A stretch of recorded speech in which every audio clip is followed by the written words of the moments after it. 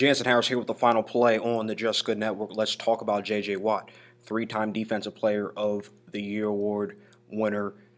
Obviously, he's a Hall of Fame player. Should have won the MVP in 2014 when he went off, or at least a split with Aaron Rodgers. But you know how they treat defensive players. Yes, he's only played 2 full seasons in the last 5 years, but he's still productive. He's still a big-time leader. He could still get to the quarterback. He could be that final piece to get you to the championship game. So when I look at options and teams he can go to, the number one team on this list is obviously Tampa Bay.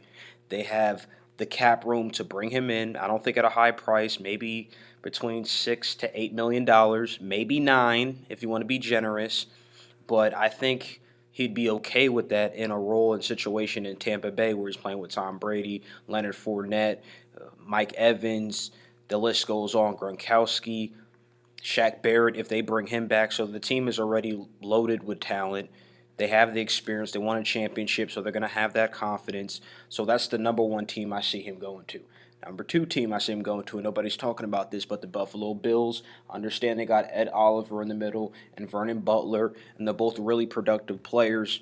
But a player like J.J. Watt, I think, could help put them over the top. He can knock passes down. He could get to the quarterback. He's that emotional leader as well, too. Bring some stability to the franchise. And we know the Bills are potentially one piece away, one player away, a couple big plays away from representing the AFC in the Super Bowl. So that's my second team.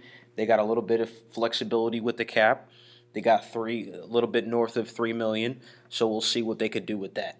Now, this is the favorite people want to see him go to is the Pittsburgh Steelers. Do I consider them a contender? I don't know about the quarterback situation. Big Ben, he looks like he's flirting with retirement again. But I don't know for certain if that's what it is. But there is T.J. Watt, his brother's there, who some people believe should have won the Defensive Player of the Year award. That's neither here or there. But they're $18 million negative in the cap, 27th in the league with cap flexibility. So I don't know at what price or what they can do to bring in J.J. Watt. I think they would be productive, but I don't look at this team as a team that could win the Super Bowl immediately until they address the quarterback position and that offense and bring some stability to the offense.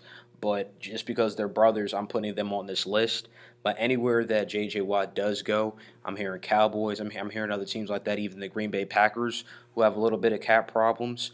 You're going to get a leader. Your team's automatically going to get better. I think the mentality of a team gets better. You saw what he was doing in the community, fan favorite. The only issue right now in his career is, can he stay healthy? Can he stay on the field? Because when he stays on the field, you can't question him.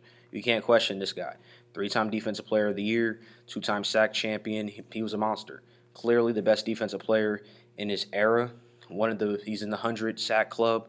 Just the numbers speak for itself. So we'll see where J.J. Watt ends up.